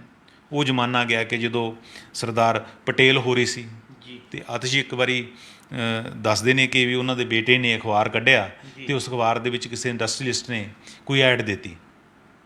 ਤਾਂ ਜਦੋਂ ਉਸ ਨੂੰ ਪਤਾ ਲੱਗਿਆ ਕਿ ਇੰਡਸਟਰੀਲਿਸਟ ਨੇ ਕਿਸੇ ਲਾਲਚ 'ਚ ਐਡ ਦਿੱਤੀ ਹੈ, ਤਾਂ ਉਸਨੇ ਆਪਣੇ ਬੱਚੇ ਨੂੰ ਬੇਦਖਲ ਕਰ ਦਿੱਤਾ ਸਰਦਾਰ ਪਟੇਲ ਦੇ। ਗੁਲਜ਼ਾਰੀ ਲਾਲ ਨੰਦਾ ਬੜੇ ਔਖੇ ਸਮਿਆਂ ਦੇ ਵਿੱਚ ਉਹਨਾਂ ਨੇ ਪ੍ਰਧਾਨ ਮੰਤਰੀ ਦਾ ਪਦ ਸੰਭਾਲਿਆ ਸੀਗਾ। ਉਹ ਸਾਰੀ ਉਮਰ ਉਹ ਜਿਹੜਾ ਕਿਰਾਏ ਦੇ ਘਰ ਦੇ ਵਿੱਚ ਰਹਿੰਦੇ ਰਹੇ ਨੇ। ਤਾਂ ਸਾਡੇ ਕੋਲੇ ਇੰਦਰਜੀਤ ਗੁਪਤਾ 9 ਵਾਰੀ ਜਿਹੜੇ MP ਬਣੇ ਸੀਗੇ, ਬਾਅਦ 'ਚ ਹੋਮ ਮਿਨਿਸਟਰ ਵੀ ਬਣੇ। ਉਹ ਹਮੇਸ਼ਾ ਹੀ ਜਾਂ ਪੈਦਲ ਸਫ਼ਰ ਕਰਦੇ ਸੀ ਜਾਂ ਆਟੋ ਸਫ਼ਰ ਕਰਦੇ ਸੀਗੇ। ਇੱਕ ਕਮਰੇ 'ਚ ਉਹ ਰਹਿੰਦੇ ਰਹੇ, ਕਦੇ ਬੰਗਲਾ ਵੀ ਨਹੀਂ ਸੀ ਉਹਨਾਂ ਨੇ ਧੱਲਿਆ। ਇਸ ਕਿਸਮ ਦੇ ਰਾਮ ਮਨੋਹਰ ਲੋਹੀਆ, ਲਾਲ ਬਹਾਦਰ ਸ਼ਾਸਤਰੀ, ਇੱਦਾਂ ਸਾਦਗੀ ਦੀ ਮੂਰਤ ਸਾਡੇ ਕੋਲੇ ਬਹੁਤ ਸਾਰੇ ਸੀਗੇ। ਪਰ ਹੁਣ ਸਾਡੇ ਕੋਲੇ ਇਸ ਕਿਸਮ ਦੇ ਜਿਹੜੇ ਰੋਲ ਮਾਡਲ ਹੈ ਸਾਡੇ ਸਮਾਜ ਕੋਲੇ ਨਹੀਂ ਰਹੇ। ਜੀ ਚਰਨਜੀਤ ਜੀ, MLA MP ਤਾਂ ਤਰਕ ਦੇ ਰਹੇ ਨੇ ਵੀ ਕਿ ਸਾਡੇ ਖਰਚਿਆਂ ਅਨੁਸਾਰ ਜੇਕਰ ਦੇਖੀਏ ਮਹਿੰਗਾਈ ਬਹੁਤ ਵੱਧ ਗਈ ਹੈ, ਇਹ ਭੱਤੇ ਤਾਂ ਬਹੁਤ ਘੱਟ ਨੇ। ਅਸੀਂ ਜਾਣਨਾ ਚਾਹਾਂਗੇ ਵੀ ਕਿ ਇਹ ਉਹਨਾਂ ਦੇ ਖਰਚੇ ਕਿੰਨੇ ਕੁ ਹੋਣੇ ਚਾਹੀਦੇ ਆ, ਜਾਂ ਖਰਚਿਆਂ ਅਨੁਸਾਰ ਉਹਨਾਂ ਨੂੰ ਕਿੰਨੇ ਕੁ ਭੱਤੇ ਜਿਹੜੇ ਹੈਗੇ ਮਿਲਣੇ ਚਾਹੀਦੇ ਨੇ? ਦੇਖੋ, ਅਸੀਂ ਇਸ ਗੱਲ ਦੇ ਤਾਂ ਮਤਲਬ ਅਸੀਂ ਵਿਰੋਧ ਨਹੀਂ ਕਰਦੇ ਇਸ ਗੱਲ ਦਾ ਕਿ ਕਿਸੇ MLA ਨੂੰ ਤਨਖਾਹ ਨਹੀਂ ਮਿਲਣੀ ਚਾਹੀਦੀ। ਪਹਿਲੀ ਗੱਲ ਤਾਂ ਉਸ ਸਟੇਟ ਦੇ ਹਾਲਾਤ ਕਿਹੋ ਜਿਹੇ ਹੈਗੇ ਨੇ। ਹੁਣ ਸਾਡੇ MLA ਕਿੰਨੇ MLA ਜਿਹੜੇ ਕਰੋੜਪਤੀ ਨੇ। ਹੁਣ ਸਾਡੇ ਕੋਲ MLA ਕੋਈ ਸਾਈਕਲ ਵਾਲੇ ਤਾਂ ਹੈ ਨਹੀਂ ਜਾਂ ਮੋਟਰਸਾਈਕਲਾਂ ਵਾਲੇ। ਜੇ ਉਹਨਾਂ ਕੋਲ ਲੰਬੀਆਂ ਗੱਡੀਆਂ ਹੈਗੀਆਂ ਨੇ, ਇਹਦਾ ਮਤਲਬ ਉਹ ਅਫੋਰਡ ਕਰ ਪਾਉਂਦੇ ਨੇ, ਉਹਨਾਂ ਦੇ ਵਿੱਤੀ ਹਾਲਾਤ ਇਹੋ ਜਿਹੇ ਕਿ ਅਫੋਰਡ ਕਰ ਸਕਦੇ ਨੇ। ਬਾਕੀ ਉਹ ਕਿ ਜਿਹੋ ਜਿਹੀ ਪਰਫਾਰਮੈਂਸ ਦਿੰਦੇ ਨੇ, ਕਿ ਉਹਨਾਂ ਦੀ 5 ਸਾਲ ਦੀ ਪਰਫਾਰਮੈਂਸ। ਹੁਣ ਜਿਵੇਂ ਹਲਕਾ ਪਤਾ ਮਿਲਦਾ ਹੈ, ਹੁਣ ਇੱਕ MLA ਜੇ ਕੋਵਿਡ ਦੇ ਦਿਨਾਂ ਦੇ ਵਿੱਚ ਆਪਣੇ ਹਲਕੇ ਦੇ ਵਿੱਚ ਉਹਨੇ ਵਿਜ਼ਿਟ ਨਹੀਂ ਕੀਤਾ, ਪਰ ਹਲਕਾ ਪਤਾ ਉਹਨੂੰ ਮਿਲੇਗਾ, ਤਾਂ ਉਹਨਾਂ ਦੀ ਪਰਫਾਰਮੈਂਸ ਵੀ ਦੇਖੀ ਜਾਣੀ ਚਾਹੀਦੀ ਹੈ, ਨਾਲ ਉਹਨਾਂ ਦੀ ਅਕਾਊਂਟੇਬਿਲਿਟੀ ਵੀ ਤੈਅ ਹੋਣੀ ਚਾਹੀਦੀ ਹੈ। ਜਦੋਂ ਅਸੀਂ ਇਹ ਫਿਕਸ ਕਰਨਾ ਹੈ, ਮੈਂ ਤਾਂ ਕਹਿੰਦਾ ਭੱਤੇ ਮਿਲਣੇ ਚਾਹੀਦੇ ਨੇ, ਅਲਾਉਂਸਸ ਮਿਲਣੇ, ਪੇ ਮਿਲਣੀ ਨਹੀਂ ਚਾਹੀਦੀ, ਕਿ ਜੈਨੂਨ ਜਿੰਨਾ ਟਾਈਮ ਉਹ ਲੋਕ ਹਿੱਤਾਂ ਲਈ ਕੰਮ ਕਰਦੇ ਆ, ਪਬਲਿਕ ਇੰਟਰਸਟ ਲਈ ਕੰਮ ਕਰਦੇ ਆ, ਉਹਦਾ ਉਹਨਾਂ ਨੂੰ ਪੇ ਕਰ ਦੇਣਾ ਚਾਹੀਦਾ ਜਿੰਨਾ ਬਣਦਾ ਜੀ। ਜਾਂ ਜਿੰਨੀ ਮਹਾਈ, ਜਿੰਨਾ ਪੈਟਰੋਲ ਦਾ ਜਾਂ ਡੀਜ਼ਲ ਮਹਿੰਗਾ ਹੋ ਗਿਆ, ਉਸ ਲਿਹਾਜ਼ ਨਾਲ ਪੇ ਕਰ ਦੇਣਾ, 'ਚ ਕੋਈ ਹਰਜ਼ ਨਹੀਂ ਜੀ। ਪਰ ਜਿਸ ਤਰ੍ਹਾਂ ਪਿਛਲੀ ਸਰਕਾਰ ਵਾਲੀ ਮੈਂ ਬਠਿੰਡੇ ਦੇਖਦਾ ਰਿਹਾ ਕਿ ਹੈਲੀਕਾਪਟਰ ਗੱਡੇ ਵਾਂਗੂ ਵਰਤਿਆ ਜਾਂਦਾ ਸੀਗਾ ਜੀ, ਭੋਗਾਂ ਵਿਆਹਾਂ 'ਤੇ ਵੀ ਹੈਲੀਕਾਪਟਰ ਲਿਜਾਇਆ ਜਾਂਦਾ ਸੀ। ਅਸੀਂ ਟੈਕਸ ਪੇਅਰ ਹਾਂ, ਹਰ ਪੰਜਾਬ ਦਾ ਵਾਸੀ ਜਿਹੜਾ ਟੈਕਸ ਪੇ ਕਰਦਾ, ਅਤੇ ਇੱਧਰ ਸਾਡੇ MLA ਨੂੰ ਜਿਹੜਾ ਇਨਕਮ ਟੈਕਸ ਹੈ ਉਹ ਵੀ ਖਜ਼ਾਨੇ 'ਚੋਂ ਭਰਿਆ ਜਾ ਰਿਹਾ। ਬਿਲਕੁਲ। ਬਾਕੀ ਮੈਨੂੰ ਇਹ ਲੱਗਦਾ ਹੈ ਕਿ ਇੰਡੀਪੈਂਡੈਂਟ ਅਥਾਰਟੀ ਹੋਣੀ ਚਾਹੀਦੀ ਹੈ ਕੋਈ, ਜਿਸ ਤਰ੍ਹਾਂ ਬ੍ਰਿਟੇਨ ਦੇ ਵਿੱਚ ਹੈਗੀ ਹੈ, ਫਰਾਂਸ ਦੇ ਵਿੱਚ, ਨਿਊਜ਼ੀਲੈਂਡ, ਆਸਟ੍ਰੇਲੀਆ ਦੇ ਵਿੱਚ ਹੈ। ਉੱਥੇ ਇੰਡੀਪੈਂਡੈਂਟ ਅਥਾਰਟੀ ਬਣਦੀ ਹੈਗੀ ਹੈ, ਉਹ ਡਿਸਾਈਡ ਕਰਦੀ ਹੈ ਕਿ ਸਾਡੇ MLA ਦਾ, MP ਦੇ ਕਿੰਨੀ ਸੈਲਰੀ ਹੋਏਗੀ, ਇਹਨਾਂ ਨੂੰ ਕਿੰਨੇ ਭੱਤੇ ਮਿਲਣੇ, ਕਿੰਨੀ ਪੈਨਸ਼ਨ ਦੇਣੀ ਹੈਗੀ ਹੈ। ਇੱਕ ਵਾਰੀ ਬ੍ਰਿਟੇਨ ਦੇ ਵਿੱਚ ਜਿਹੜੀ ਉੱਥੋਂ ਦੀ ਅਥਾਰਟੀ ਸੀ, ਕਮਿਸ਼ਨ ਸੀ, ਉਸਨੇ ਵਿਧਾਇਕਾਂ MPਆਂ ਦਾ ਜਿਹੜਾ ਭੱਤਿਆਂ ਦੇ ਵਿੱਚ ਵਾਧਾ ਕਰਤਾ, ਪਰ ਉੱਥੋਂ ਦੇ ਪ੍ਰਾਈਮ ਮਿਨਿਸਟਰ ਨੇ ਐਲਾਨ ਕਰਤਾ ਕਿ ਸਾਡੇ ਕੰਟਰੀ ਦੇ ਜਿਹੜੇ ਵਿੱਤੀ ਹਾਲਾਤ ਹੈ ਉਹ ਇਜਾਜ਼ਤ ਨਹੀਂ ਦਿੰਦੇ, ਇਸ ਕਰਕੇ ਅਸੀਂ ਵਾਧਾ ਨਹੀਂ ਕਰ ਸਕਦੇ, ਇਸ ਕਰਕੇ ਉਹ ਵਾਧਾ ਜਿਹੜਾ ਵਾਪਸ ਲੈਣਾ ਪਿਆ। ਸੋ ਇਸ ਕਿਸਮ ਦੀ ਇੰਡੀਆ ਦੇ ਵਿੱਚ ਵੀ, ਸਾਡੇ ਪੰਜਾਬ ਦੇ ਵਿੱਚ ਵੀ ਅਥਾਰਟੀ ਬਣੇ, ਘੱਟੋ ਘੱਟ MLA ਇਹ ਤਾਂ ਨਹੀਂ ਕਿ ਆਪਣੇ ਆਪ ਜਿਹੜਾ ਉਹ ਡਿਸਾਈਡ ਕਰ ਲੈਣ ਕਿ ਸਾਡੀ ਪੇ ਕਿੰਨੀ ਹੋਏਗੀ। ਕੋਈ ਇੰਡੀਪੈਂਡੈਂਟ ਜਿਹੜਾ ਕਮਿਸ਼ਨ ਬਣ ਜੇ, ਬੋਰਡ ਬਣ ਜੇ, ਜਿਸ ਤਰ੍ਹਾਂ ਪੇ ਕਮਿਸ਼ਨ ਬਣਦਾ ਹੈ ਉਹਨਾਂ ਦੇ ਹਾਲਾਤਾਂ ਦੇ ਮੁਤਾਬਕ। ਹੁਣ ਕਿੰਨੇ MLA ਤਾਂ ਸਾਡੇ ਮੈਨੂੰ ਲੱਗਦਾ 90 ਤੋਂ ਪਲੱਸ ਹੋਣਗੇ ਜਿਹੜੇ ਕਰੋੜਪਤੀ ਹੈਗੇ ਨੇ, ਜਿਨ੍ਹਾਂ ਦੀਆਂ ਚੰਗੀਆਂ ਜਾਇਦਾਦਾਂ ਵੀ ਹੈਗੀਆਂ ਨੇ, ਉਹਨਾਂ ਨੂੰ ਪੈਨਸ਼ਨਾਂ ਨੇ, ਹਾਲਾਂਕਿ ਉਹਨਾਂ ਦਾ ਗੁਜ਼ਾਰਾ ਕੋਈ ਇਹ ਭੱਤਿਆਂ ਨਾਲ ਥੋੜ੍ਹੀ ਚੱਲ ਰਿਹਾ, ਪਰ ਗੱਲ ਤਾਂ ਨੀਅਤ ਦੀ ਹੁੰਦੀ ਹੈ, ਤੁਹਾਡੀ ਜ਼ਮੀਰ ਦੀ ਹੁੰਦੀ ਹੈ। ਜੇ ਜ਼ਮੀਰ ਤੁਹਾਡੀ ਸੁੱਤੀ ਪਈ ਹੈ ਤਾਂ ਤੁਹਾਨੂੰ ਇਹ ਭੱਤੇ ਵੀ ਜਿਹੜੇ ਛੋਟੇ ਲੱਗਦੇ ਨੇ। ਆਪਾਂ ਆਖਰੀ ਇੱਕ ਗੱਲ ਕਰਕੇ ਸਮਾਪਤ ਕਰਾਂਗੇ, ਟਾਈਮ ਕਾਫੀ ਹੋ ਗਿਆ। ਅਤੇ ਆਤਿਸ਼, ਆਪਾਂ ਅਕਸਰ ਦੇਖਦੇ ਹਾਂ ਕਿ ਬਹੁਤ ਸਾਰੇ ਜਿਹੜੇ ਵਫਦ ਹੈ ਸਾਡੀਆਂ ਸਰਕਾਰਾਂ ਵਿਦੇਸ਼ਾਂ ਵਿੱਚ ਭੇਜਦੀਆਂ ਨੇ ਕਿ ਅਸੀਂ ਪਾਣੀ ਦਾ ਬਚਾਓ ਕਿਵੇਂ ਕਰਨਾ ਹੈਗਾ, ਜਾਂ ਕਿਹੜੀ ਨਸਲ ਦੀ ਅਸੀਂ ਨਵੀਂ ਐਨੀਮਲ ਬਰੀਡ ਲੈ ਕੇ ਆਉਣੀ ਹੈ। ਦੂਸਰੇ ਮੁਲਕਾਂ 'ਚ ਸਾਡੇ MLA ਜਾਂਦੇ, MP ਜਾਂਦੇ ਹੈ। ਸੋ ਇਸ ਤਰ੍ਹਾਂ ਦੇ ਹਾਲਾਤਾਂ 'ਚ ਮੈਨੂੰ ਇਹ ਲੱਗਦਾ ਕਿ ਹੁਣ MLA ਦਾ ਵਫਦ ਪੰਜਾਬ ਦੇ ਵਿੱਚੋਂ ਇੱਕ ਕਿਸੇ ਵੀ ਵਿਦੇਸ਼ ਦੇ ਵਿੱਚ ਭੇਜਿਆ ਜਾਣਾ ਚਾਹੀਦਾ ਹੈ। ਉਹ ਦੇਖਣ ਕਿ ਉੱਥੋਂ ਦੇ MP, ਉੱਥੋਂ ਦੇ MLA ਕਿਵੇਂ ਲੋਕਾਂ ਨਾਲ ਵਿਚਰ ਰਹੇ ਨੇ, ਕਿਸ ਤਰ੍ਹਾਂ ਲੋਕਾਂ ਨਾਲ ਬਿਹੇਵ ਕਰ ਰਹੇ ਨੇ, ਉਹਨਾਂ ਦੀ ਸੈਲਰੀ ਕਿੰਨੀ ਹੈ, ਉਹਨਾਂ ਦਾ ਚਰਿੱਤਰ ਕੀ ਹੈ, ਉਹਨਾਂ ਨਾਲ ਕਿੰਨੇ ਗਨਮੈਨ ਹੈ, ਕਿਸ ਤਰ੍ਹਾਂ ਦੇ VIP ਕਲਚਰ 'ਚ ਵਿਚਰ ਰਹੇ ਨੇ। ਸੋ ਸਾਡੇ MLA MP ਸਾਨੂੰ ਤਾਂ ਸਿੱਖਿਆਵਾਂ ਦਿੰਦੇ ਲੋਕਾਂ ਨੂੰ ਕਿ ਤੁਸੀਂ ਵਿਦੇਸ਼ਾਂ ਦੀ ਰੀਸ ਕਰੋ, ਉੱਥੇ ਟੈਕਸ ਚੋਰੀ ਨਹੀਂ ਹੁੰਦਾ। ਤਾਂ ਹੁਣ ਲੋੜ ਇਸ ਗੱਲ ਦੀ ਹੈ ਕਿ ਸਾਡੇ MLA ਰੀਸ ਕਰਨ, ਸਾਡੇ MP ਰੀਸ ਕਰਨ, ਸਾਡੇ ਮੰਤਰੀ ਕਰਨ, ਸਾਡੇ ਮੁੱਖ ਮੰਤਰੀ ਰੀਸ ਕਰਨ ਕਿ ਵਿਦੇਸ਼ਾਂ ਦੇ ਵਿੱਚ ਜਿਹੜੇ ਉੱਥੋਂ ਦੇ ਪ੍ਰਧਾਨ ਮੰਤਰੀ ਨੇ ਜਾਂ MP ਨੇ, MLA ਲੋਕਾਂ 'ਚ ਕਿਵੇਂ ਵਿਚਰਦੇ ਨੇ। ਜੀ, ਇਹ ਸਨ ਸਾਡੇ ਸੀਨੀਅਰ ਪੱਤਰਕਾਰ ਸ਼੍ਰੀ ਚਰਨਜੀਤ ਭੁੱਲਰ ਸਾਹਿਬ, ਜਿਨ੍ਹਾਂ ਨੇ ਦੱਸਿਆ ਵੀ ਕਿ ਮੁਲਾਜ਼ਮਾਂ ਦੀਆਂ ਤਨਖਾਹਾਂ ਤਾਂ ਪੇ ਕਮਿਸ਼ਨ ਰਾਹੀਂ ਜਿਹੜੀ ਹੈਗੀਆਂ ਤੈਅ ਕੀਤੀਆਂ ਜਾਂਦੀਆਂ ਨੇ, ਪਰ ਵਿਧਾਇਕਾਂ ਹੋਣ ਚਾਹੇ ਸੰਸਦ ਮੈਂਬਰ, ਇਹਨਾਂ ਦੀ ਤਨਖਾਹਾਂ ਜਿਹੜੀਆਂ ਉਹ ਖੁਦ ਤੈਅ ਕਰਦੇ ਨੇ ਵੀ ਕਿ ਉਹਨਾਂ 'ਚ ਕਿੰਨਾ ਵਾਧਾ ਕੀਤਾ ਜਾਵੇਗਾ। ਇਸ ਲਈ ਜਿਹੜਾ ਹੈਗਾ ਕੋਈ ਕਮਿਸ਼ਨ, ਕੋਈ ਬੋਰਡ, ਕੋਈ ਅਥਾਰਟੀ ਬਣਾਉਣ ਦੀ ਲੋੜ ਹੈ, ਤਾਂ ਜੋ ਉਹਨਾਂ ਦੀ ਤਨਖਾਹਾਂ ਵੀ ਇੱਕ ਤੈਅ ਸੀਮਤ ਦੇ ਵਿੱਚ ਜਿਹੜਾ ਹੈਗਾ ਤੈਅ ਕੀਤੀਆਂ ਜਾਣ, ਉਹਨਾਂ ਦੀ ਮਨਮਰਜ਼ੀ ਨਾ ਕੀਤੀ ਜਾਵੇ, ਉਹਨਾਂ ਦੀ ਮਨਮਰਜ਼ੀ ਨਾ ਚੱਲਣ ਦਿੱਤੀ ਜਾਵੇ। ਹੁਣ ਦੇਖਣ ਵਾਲੀ ਗੱਲ ਇਹ ਹੋਵੇਗੀ ਸਰਕਾਰਾਂ ਇਸ 'ਤੇ ਕਿੰਨਾ ਕੁ ਅਮਲ ਕਰਦੀਆਂ ਨੇ। ਕੱਲ੍ਹ ਨੂੰ ਇਸੇ ਸਮੇਂ ਇੱਕ ਨਵੇਂ ਮੁੱਦੇ ਦੇ ਨਾਲ ਫਿਰ ਮਿਲਾਂਗੇ ਪ੍ਰੋਗਰਾਮ ਵੇਲੇ ਦੀ ਗੱਲ ਵਿੱਚ। ਧੰਨਵਾਦ।